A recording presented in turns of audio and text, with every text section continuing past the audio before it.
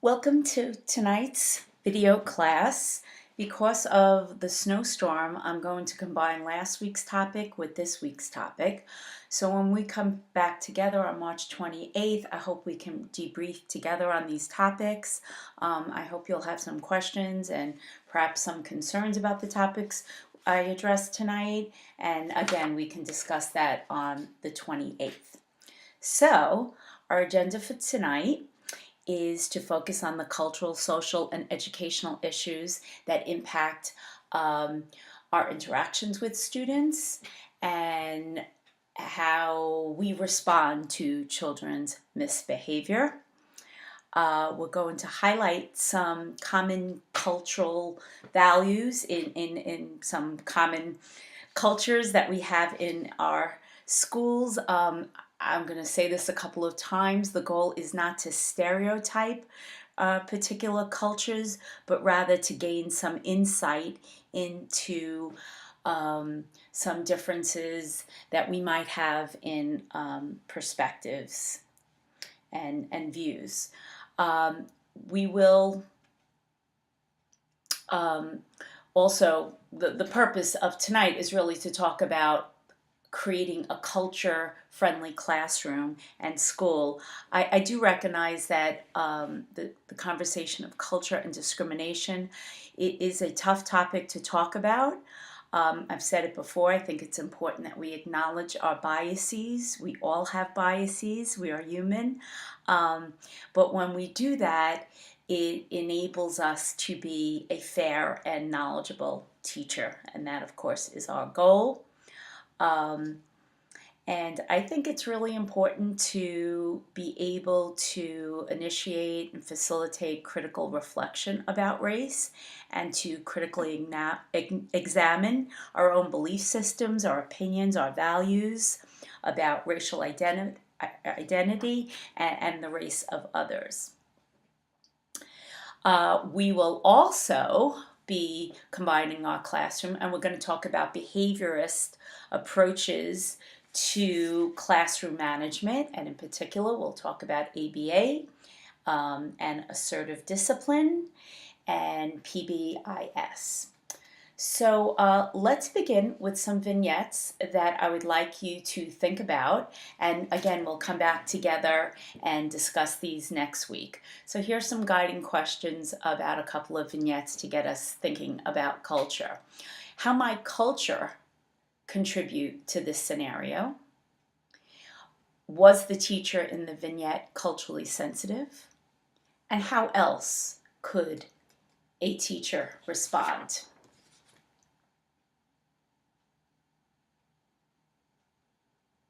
Jose and Peter were accused of stealing some classroom materials and were sent to the principal's office.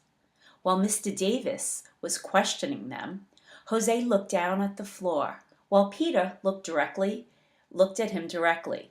Mr. Davis presumed that Jose must be guilty. So think about this vignette, take some notes, and we'll come back to it next week. In her kindergarten classroom, Mrs. Smith was showing the children what the inside of an egg looked like. She asked the children to describe the egg. Lucia answered that she had cooked ranchos huevos with her grandmother. Mrs. Smith dismissed Lucia's comments in favor of another child who said that the inside of an egg is white and yellow.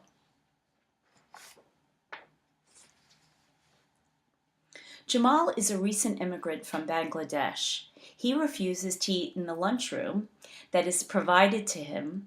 He refuses to eat the lunch that is provided to him and many of the other children in his class. The assistant who supervises the student during lunchtime does not understand that Jamal only eats halal and continues to pressure him to eat with his classmates.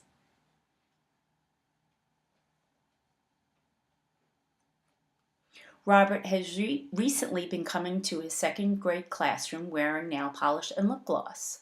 While the girls continue to befriend him, the boys have been teasing him. Miss Stevens tells Robert that if he stops wearing girl stuff, the kids won't make fun of him anymore. So when we talk about culture, we can define it as the system of values, beliefs, and ways of knowing that guide communities of people in their daily lives.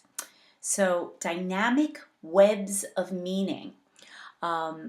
That's what culture is. It's not just a list of traits or customs. It's a shared system of meaning. It's a cultural script that can be outside our awareness. We may not be aware of these differences, but they're still very powerful motivators for behavior. So we need to think about how our own cultural scripts affect our work. It's how people carry on in their daily lives, how they approach learning and pass on knowledge, how they solve problems. Culture affects our values, how we organize our world, how we use language and symbols, and of course how we approach learning and problem solving, and how we construct knowledge and pass it down to the next generation. There is a study that was conducted that shows that 80% of teachers are unprepared to teach diverse students.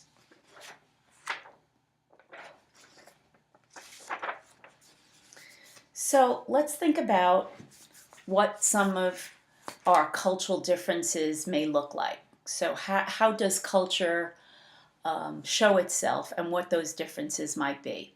So certainly we have different religions. So how does that impact our classrooms? You might initially say, oh, it doesn't impact at all. We're all one people and we're all together. And of course, that's our goal, for us to be a truly inclusive and culture-friendly environment. But we know that because of different religions, children may have different expectations about contact between boys and girls, for example. We know that certain religions expect there to be a separation of the genders. We know that there are differences in personal space because of religion, the role of women, and certainly the way we celebrate holidays and traditions are different for different children. So again, it doesn't mean that we can't get along beautifully in a classroom, but we need to at least acknowledge that there could be differences in the way we approach interactions because of that. Ethnicity, another piece of culture, includes how we dress, the foods we eat, how we respect authority, how we value education and school. So that impacts how children attend, their attendance rate, whether children do homework, the degree of parent involvement, how parents approach parent-teacher conferences. The sense of time could be different based on ethnicity. So not every culture sees being on time as something that's an essential component of a parent-teacher conference, for example. We know that family styles or family configurations are a piece of cultural differences. Not surprising, you may have families in your classroom where there are two gay parents. We now know single parents are not out of the norm. Divorced parents, at one time these were unusual things. These different family configurations are now quite common. And depending on where we work, we may come across plural marriages. Places like Utah or Texas, we might see, as I said, plural marriages where there's more than one mother or wife in the family. Another impact on culture, or another component of culture, is immigrant status. Certainly we have children who are immigrants themselves, or they may be first generation or second generation. Certainly, how many years your family has been in this country impacts how you approach, how you interact, how you learn, and so on. We know now that the status, whether families are documented or undocumented resident, has a big piece. Um, More so now as families, more and more of our families in our school may be fearful of their ability to stay or whether their family will be separated. Language is a piece of our cultural differences, and language can create barriers to understanding. Even if a family is speaking English, they may not have a deep understanding of idioms or expressions, slangs, and dialects. I think it's important when we think about certainly language, how we refer to various ethnic groups. Do we say Black or African American? Do we say Indian or Native American? There's no right and wrong here. I think having conversations and finding out how people would prefer to be referenced is important. And certainly how groups use language, whether direct, conversational, interactive, questions, silences, all these pieces impact how we interact that are based on culture. Again, not positive or negative, just differences. Although actually I could say differences are positive because it makes for a rich possibility in the classroom. So how does culture impact classroom management per se? Well, I should start off by saying that most public school teachers in the United States are white or European American, and most are educated in U.S. schools. We'll come back and see why that is an important point. And we know that very often teachers and students are from different cultures, certainly in public schools. And as I said before, there's research that show that teachers often lack an understanding of cross-cultural values.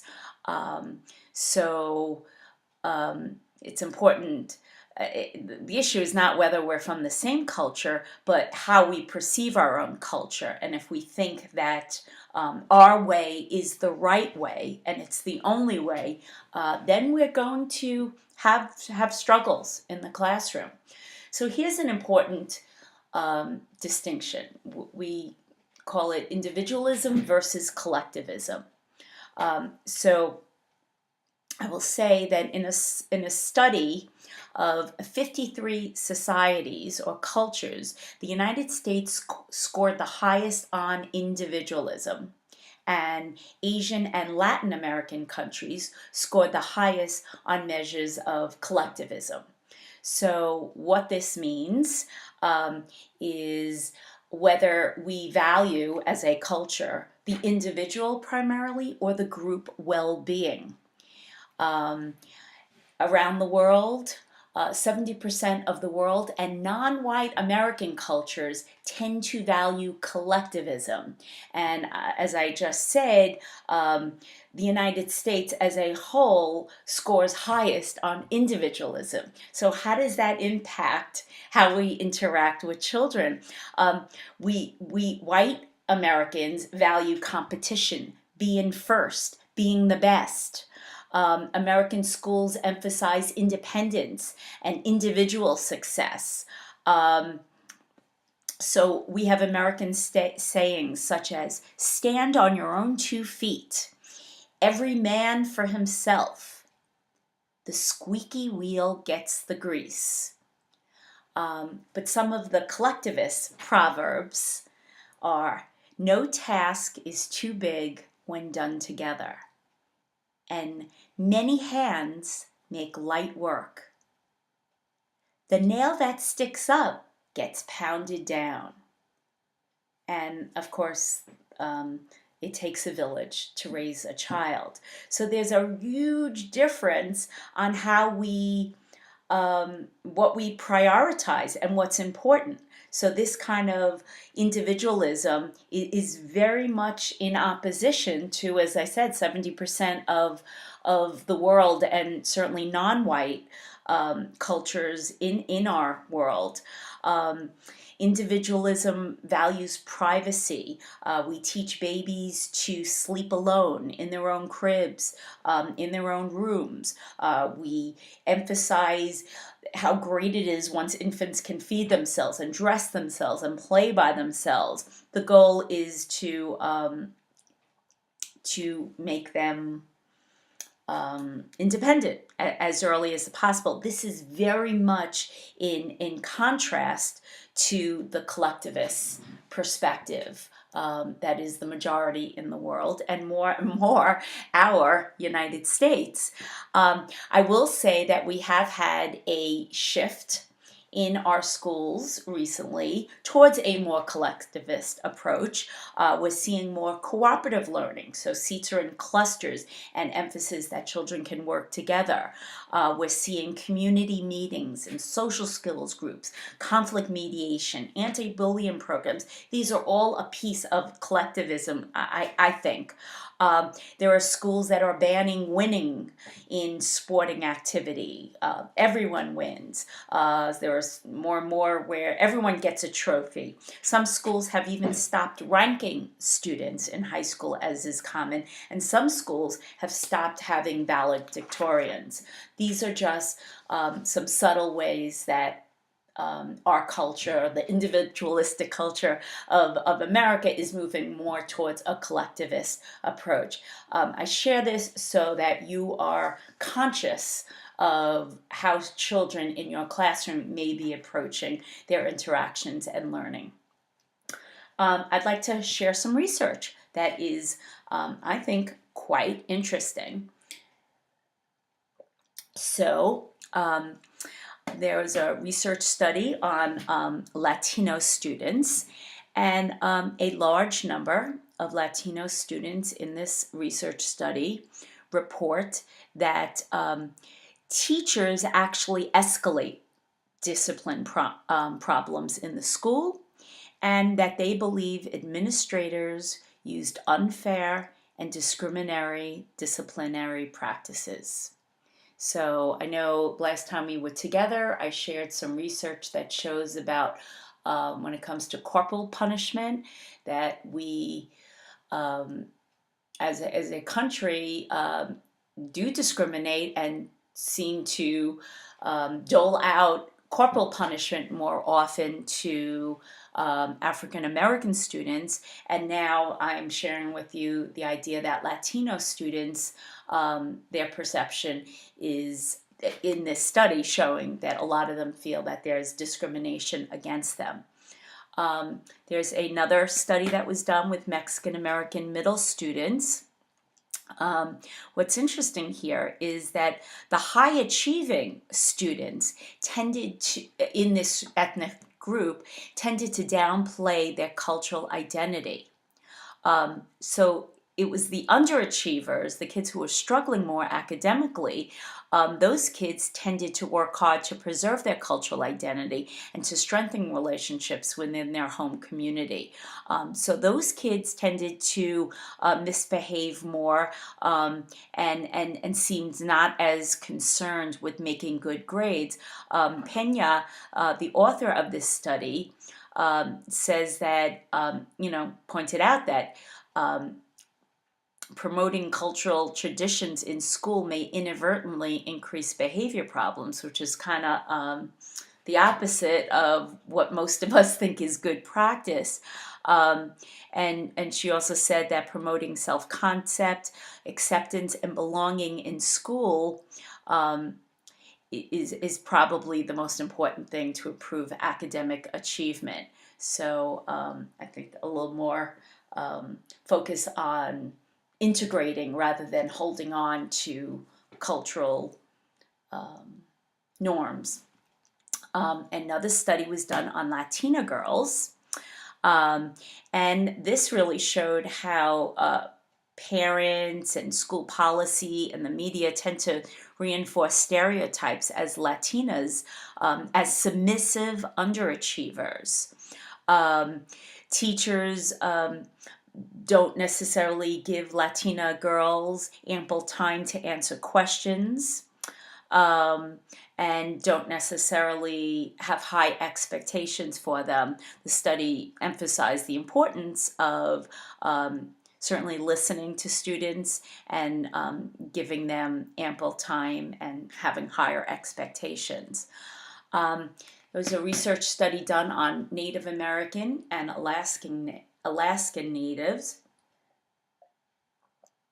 And what they found is that families often, in these cultures, often resist the pressure from the schools to assimilate. So these families are holding on to their cultural norms and their cultural values, and that this resistance by parents for their children to assimilate created a tremendous amount of ambivalence towards school for these children. And the author of this study basically talked about the best way to reach Native American students is through a more constructivist or experiential approach that centers on the community and giving students a more active role and engaging the families in that process. There's a research study on teacher training. What would help teachers be more effective in working with diverse populations. And basically, we know that without training, teachers reacted to rule infractions. Children are not following the rules without an understanding of the reasons. Or whether the student was even capable of understanding that.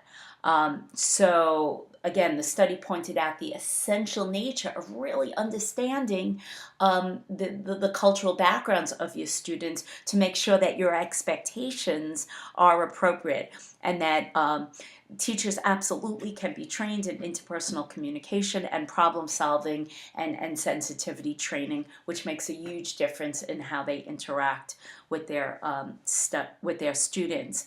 A recent study at Yale University entitled "Do Early Educators implicit bias regarding sex and race relate to behavior expectations and recommendations of school expulsions and suspensions?" A meaty title. So basically, this was a study of preschool expulsions and suspensions, and in line with what we've been talking about already, it might not be surprising, though it is still shocking and sad, that although only 18% of preschool children are Black, 48% they represent 48% of those children have gotten suspended. They represent 48% of our kids in our schools who are suspended are Black. So we are disproportionately suspending children who are Black. So Black children are 3.6 more likely to be suspended than white children.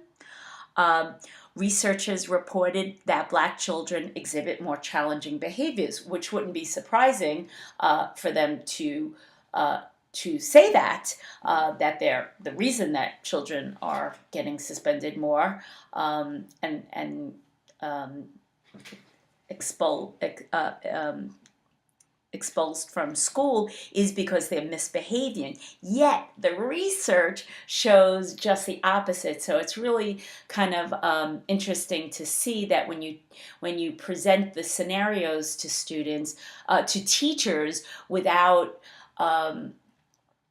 the same scenarios to teachers with various names that show their gender or perhaps their ethnicity, that teachers react to these behaviors very differently. So although teachers report that Black children misbehave more, actually the research is showing that they're not, and it's just teachers' reactions.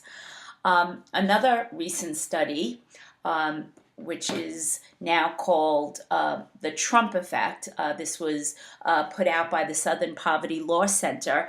This was done at the end of 2016 following our election. So this was prior to our new, prior to Obama leaving and Trump taking office. It was a survey of 10,000 teachers, administrators, counselors following the election, and 90% of these educators reported a negative impact on the schools and student in terms of mood and behavior. 80% reported heightened anxiety on the impact of the election, regard for themselves and their families, particularly marginalized students who are specifically students of color, Muslims, immigrants, and any students with gender or sexual orientation issues. 80%. That's a large number of kids expressing concern in schools, or teachers saying that they express concern in schools. 50% of this group of educators said that students were specifically targeting these marginalized students. And 2/3 of these educators said that the administration was responsible, but only 4 out of 10 said that the school had an action plan to respond to hate or bias. Let's think about that. Only 4 out of 10 schools have an action plan to respond to hate or bias. And of these 10,000 teachers, 25 reported specific incidences of bigotry and harassment directly related to the election, such as swastikas, assaults on students and teachers, property damage, fights, and threats of violence. This is your school in 2017. So now what I want to do is shift a little bit to away from this frightening research, in my opinion, and issues of discrimination, to talking about a few popular cultures in our schools and society, and think about how the cultural differences may impact school discipline and management. Please let me say this again. I am not trying to stereotype ethnic or religious groups, but I'm simply trying to increase our understanding. And please, if there's any corrections or that you'd like to add to the topics, the research that I brought up. And by the way, these are just not my opinions. These are based on research of a large number of groups. And please feel free to share this in class when we come back together on the 28th. So let's talk about Latino culture. So typically, there is a collective orientation, again, away from the individualistic focus. In Latino culture, there is generally a concern for the community rather than the individual. We know with many Latino families that it's a little more relaxed with time. They don't feel as constrained by time. So we might see children not necessarily coming to school on time, perhaps not completing an assignment within that rigid set of time. Parent-teacher conferences, which tend to be so rushed, may really put some Latino families off, feeling that the family doesn't schmooze or get to know each other before they get down to business. Something to think about. There is a huge focus on interpersonal interactions. So we know that Latino children may do particularly well with group projects or cooperative learning. Obviously, we might see a little too much chatting if we don't think about this as totally negative. Hopefully we can rechannel it and not see it as disrespectful or disobedient, but rather as a great opportunity for children to interact with peers. So we know that in many Latino families there is a patriarchal emphasis. So in many families, the father is the boss. So something to think about is how does a Latino child regard a female teacher or a female principal or any other authority figure? Something that could come into play. Um, and we know that child rearing in Latino cultures um, tend to be very nurturing, permissive, indulgent, promotes dependency. So there's a lack of pushing for independence. So we may see children who don't know how to button their jackets or cut their food um, or again, be more independent, because certainly with young children, that kind of those things are done for them. Um, all right, so let's move on to African American culture. Again, we see a collective orientation rather than the individual orientation, but we will see that with most of these cultures we talk about. It's impossible to talk about African Americans without talking about the legacy of slavery and how this impact of the history of slavery impacts children's obedience or children's compliance, especially if the teacher is white. There is something called African American language, which is different from mainstream American English. It is getting a lot of attention by linguistics as not just being inappropriate or poor English, but as a language unto itself. So it is a combination of African native languages as well as English. It has distinct verbs, plurals, its own rules for speech. Again, white teachers are likely to disparage students and parents who speak in African American language, and there's many opportunities for misunderstanding. But if we can, again, not see it in a negative way, but see it as a different way to communicate, we can certainly interact in a more positive way with families and with children. Huge emphasis on families and kinships. Families have always been a source of strength, socialization, and guidance. Strong respect, emphasis on respect for elders. Many young children will say ma'am and sir. That's widely used. Strong belief in discipline, and it the responsibility is for everybody. So it takes a village kind of focus. So everybody who's an adult in the community is responsible for disciplining all the children. Huge religious and spiritual orientation. We know that the church has had a very strong place in African American culture, and certainly again in terms of discipline. We tend to see authoritarian child rearing practices. Children are socialized to be good, the importance of learning and obedience, and we want children to follow the rules outside of the home.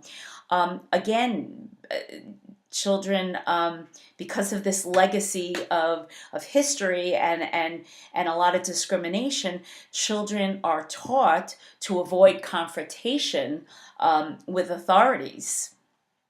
In terms of implications in schools, we might see African American children who might be less assertive. They might be quieter or shyer, reluctant to raise their hand. We might need to encourage them more to speak. Perhaps some children have a fear of being judged negatively for a wrong response by their peer or from their teacher. We want to ideally create this environment where certainly all children feel comfortable sharing and not afraid to make a mistake, but we might pay extra attention to our children who are African American, who might need an extra boost to take that risk in class. Asian cultures, I should point out that there are over 60 different ethnicities. Again, I'm not trying to stereotype any particular group. In particular, Asian cultures have many different variations, but when we think all together, we know that there are 3 primary values in Asian culture: family, harmony, and education. So when we think about family, the family unit is primary: loyalty, obligation, cooperation, responsibility, duty. These are really important concepts in Asian family. Again, a reverence for elders and also for ancestors, those who have passed before us. Strong emphasis on pride, shame, and family honor. A child is told that his or her negative behavior reflects poorly on the family. We know there's a concept of loss of face, back to shaming the family. It's not just shaming yourself, it's the whole family. The concept of harmony is oneness with the group, huge emphasis on conformity to rules, avoiding emotional and interpersonal discourse, and again, that collective orientation that we've talked about. In terms of education, a huge reverence for teachers. There's an ingrained lifelong respect for knowledge. While parents assume the primary responsibility for guidance, parental self-esteem is directly tied to the academic success or failure of their children. That's why there's this huge pressure on Asian children to excel. That reflects very much on families. Again, this authoritarian child rearing that we've seen before. The role of the parent is to define the rule. The role of the child is to listen and obey. Children are taught to suppress aggressive behavior and negative emotions. And in terms of interpersonal gestures and touch, interpersonal space, Asians also often prefer a greater distance to people. Very often there's bowing. Women don't shake hands with men, and young people do not shake hands with their elders. Asian cultures are often refrain from eye contact. Kissing, hugging, and slapping on the back. Those kinds of behaviors might be considered inappropriate in public. And even touching a child's head could be considered offensive by Cambodians, the Lao people, and certain Buddhists. Those are the things to consider. Here is a Chinese proverb to think about. If you are planning for a year, sow rice. If you are planning for a decade, plant trees. If you are planning for a lifetime, educate people. Let's shift now to Middle Eastern culture. Again, we have people from 31 different countries, which include Muslim, Christians, and Jews, as well as other religions. So there's not one culture, but again, we see a collective orientation. Children are brought up to live interdependently within their culture. Children are not typically permitted to make independent decisions. There's less freedom for independent learning and exploration, certainly in the family. Let's think about that as we see children from Middle Eastern cultures in our classroom and their innate or previous knowledge about interacting in groups. They may have to learn that a little bit more. We tend to have traditional gender roles in in Middle Eastern families. So we know that women are responsible for child rearing and homemaking, men are the breadwinners and the moral authorities. Mothers are responsible for discipline in the early years, yet fathers are responsible for disciplining boys 4 and 5 years of age, and higher. We should also note that in many Middle Eastern countries, not all, women do not have equal rights, and that may impact how we interact with families regarding their children's discipline. In some families, the expectation is that a principal will call the father and not the mother. Again, not all families, but some traditional Middle Eastern families, and the father may not be comfortable talking with a female teacher or a male teacher. Not always, but I have experienced this. All right, so let's think about some of those implications for having children from various cultures in our practice. So how do they impact children's behavior? Do children behave differently because of their culture? Do we respond to students differently based on their culture? I say that slowly and carefully because that's the big question that I want us to reflect on. How does language differences, how does the function of language differ between cultures? How culturally sensitive are we? How do we acknowledge our cultural biases? And what cultural scripts that we have experienced in our own families and ethnic groups, how do they guide our practice? So some of the things that I want to think about are the issues of eye contact, personal space and touch.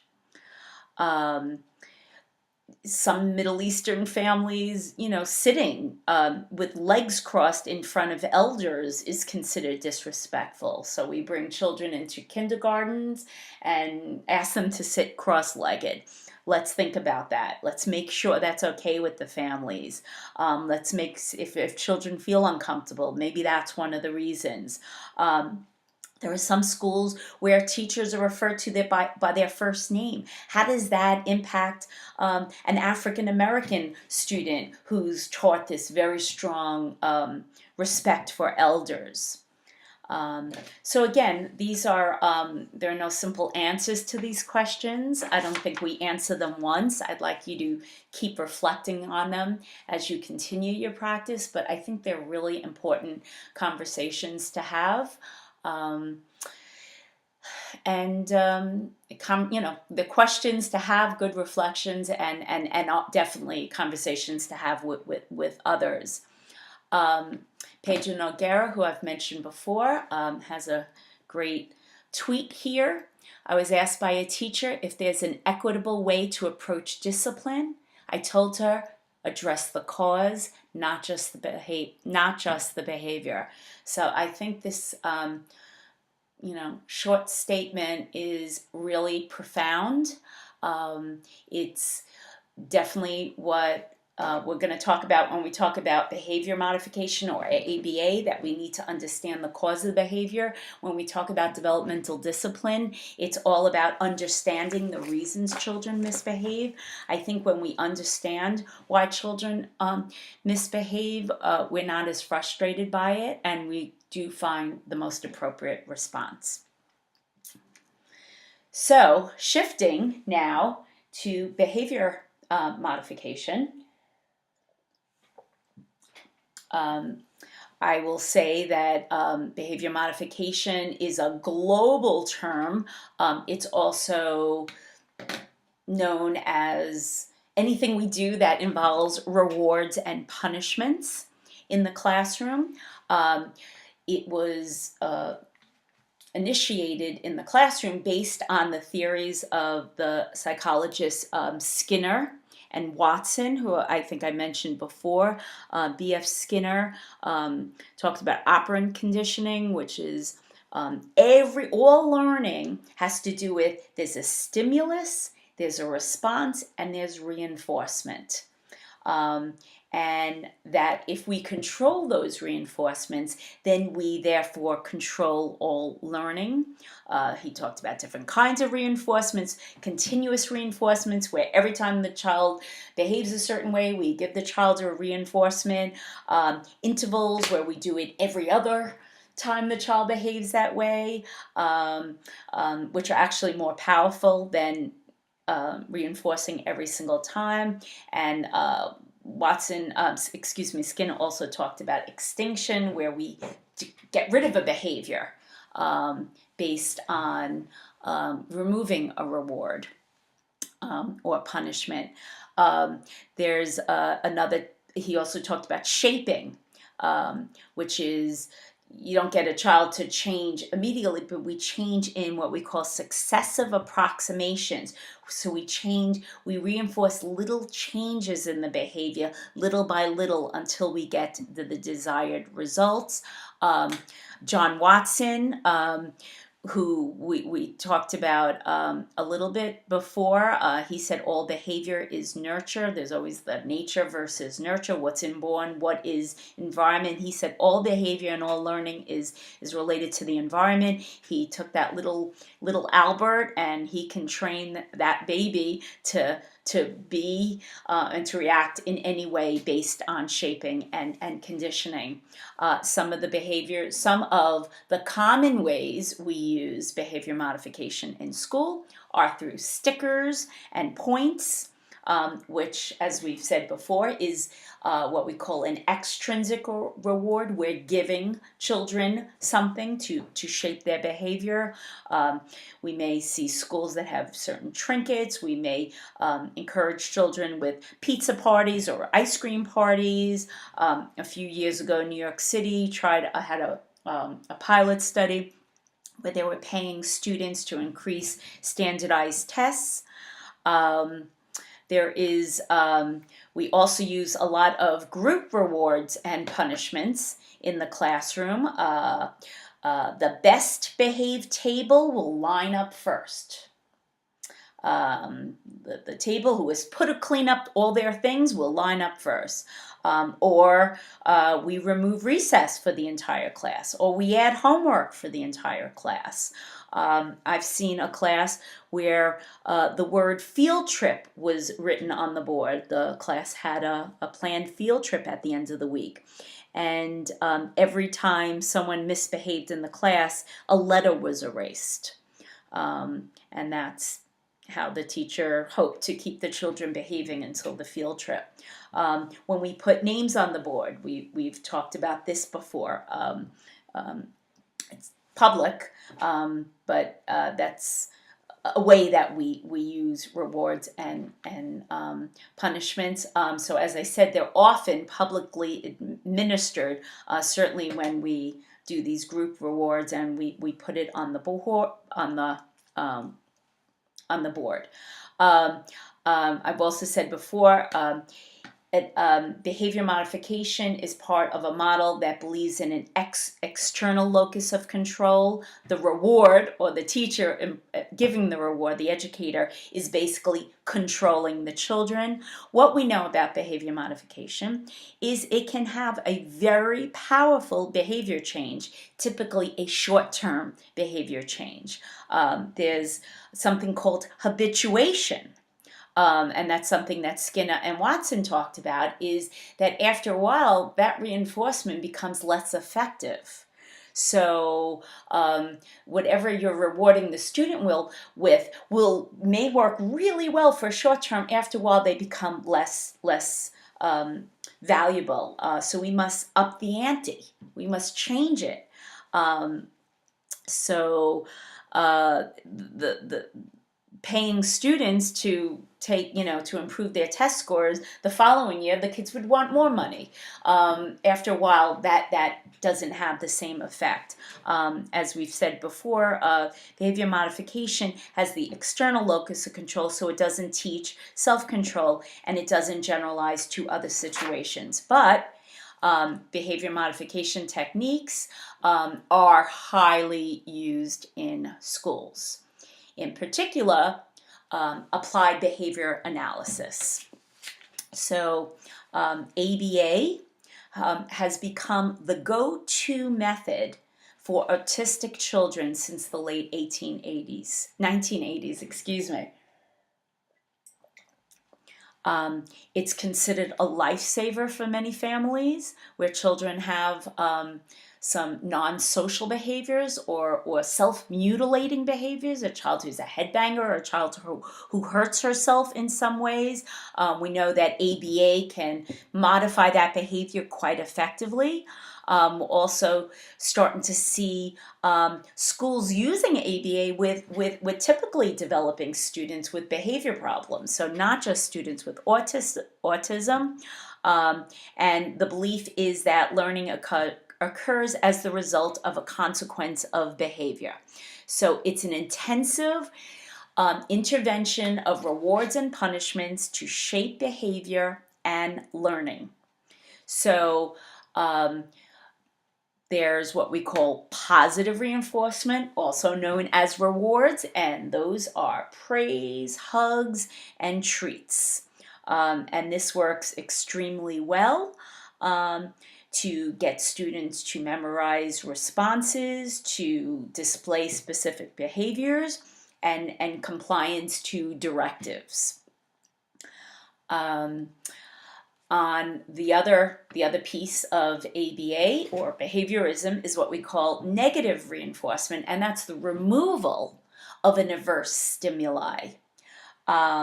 So those averse stimuli could be a shock, it could be a squirt of water.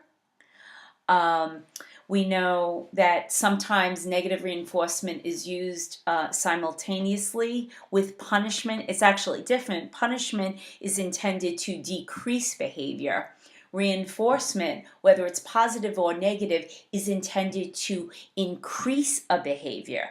So the idea is that when you, with negative reinforcement, when you stop that negative or aversive stimuli, it'll increase the behavior. Something called response cost is something of removal of a privilege or something else pleasant that a student might want. And time out is a common well, we can think of it, I guess you can think of it as punishment in how it's used, but it's the removal of the opportunity to be in a group. We know that in applied behavior analysis, data is huge.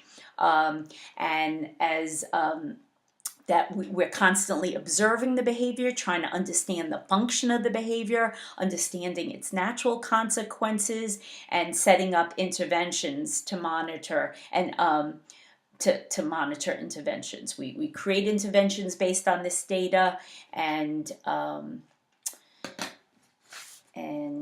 we use the natural consequences, and again we create an interventions. So we talked about functional behavior assessment before, an FBA. So what we know is that it's a problem-solving process to figure out the causes of the behavior. It is an extension of ABA. So programs that use applied behavior analysis are absolutely often creating an FBA, an assessment for the student.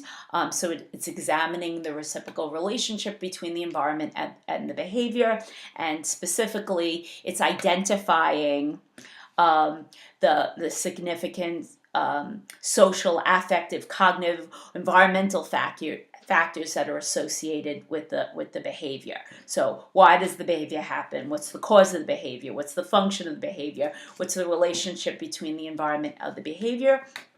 And as we talked about before, the ABCs, understanding the antecedent, the event that occurs prior to the behavior, describing the behavior, and what is that reinforcing outcome.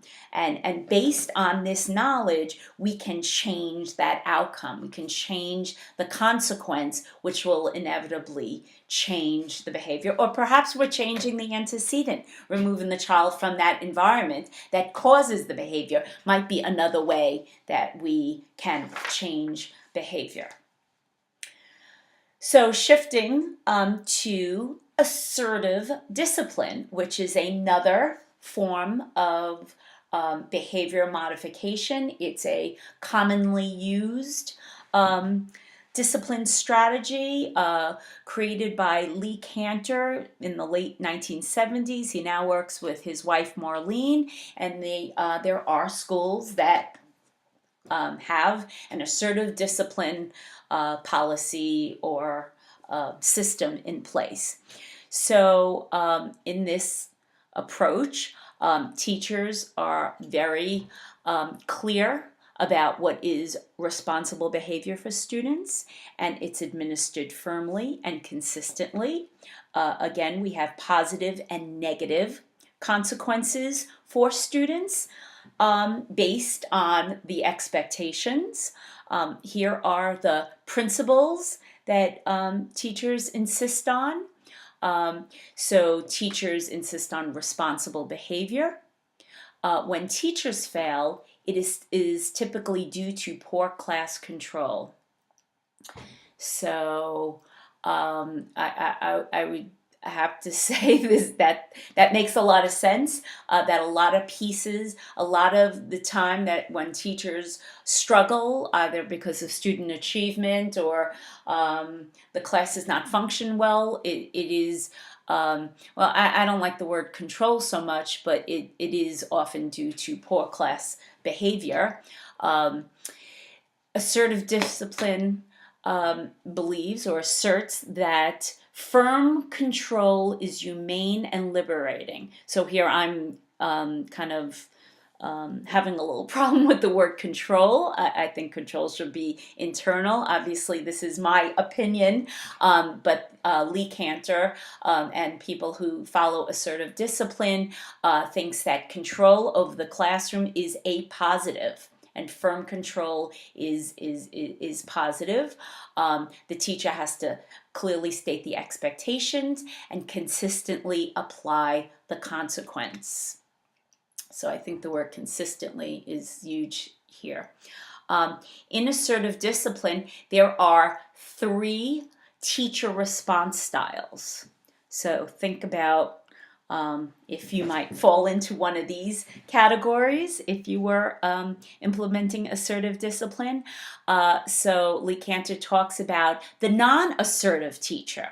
So this teacher does not place demands on students, fails to establish clear standards of behavior, does not back up words with actions. So you warn, you threaten, and then it doesn't happen, or the teacher is somewhat passive to the student's behavior.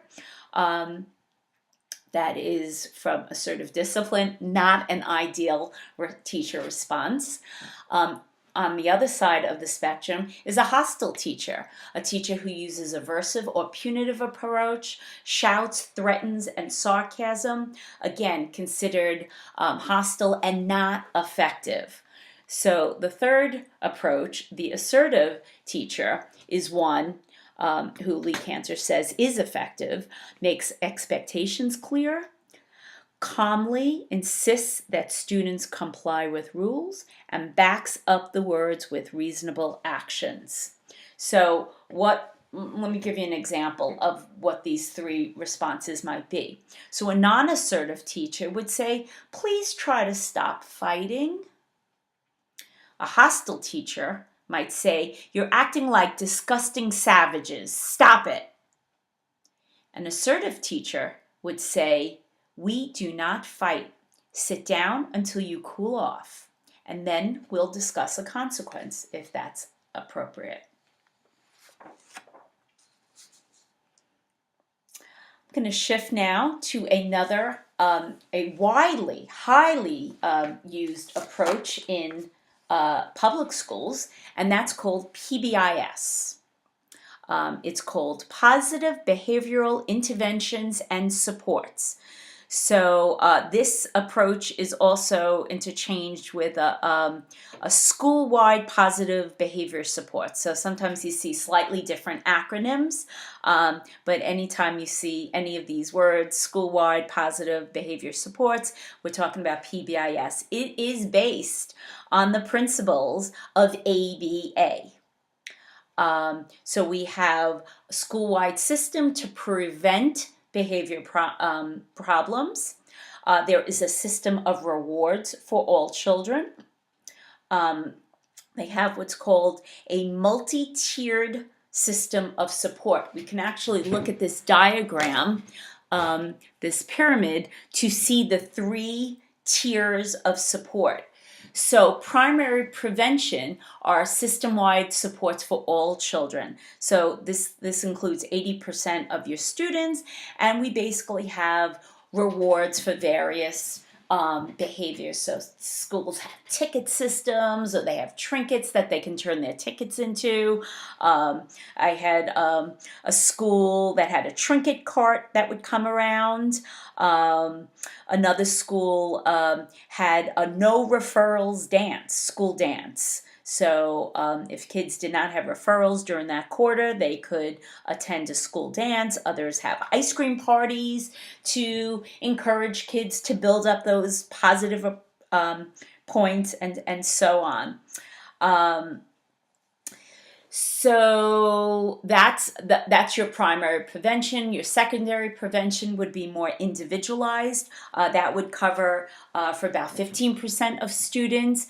So these would be, for students with high-risk behavior who've shown some concerns before. And here's where we'd have some more specific interventions, behavior charts, and specific behavior interventions for students with who are having more substantial acting out problems. And then our third group, our tertiary prevention group, would only include no more than 5% of the students, and that is, we're going to have some really specialized, this is one-on-one interventions for students who are really showing that they have a lot of needs.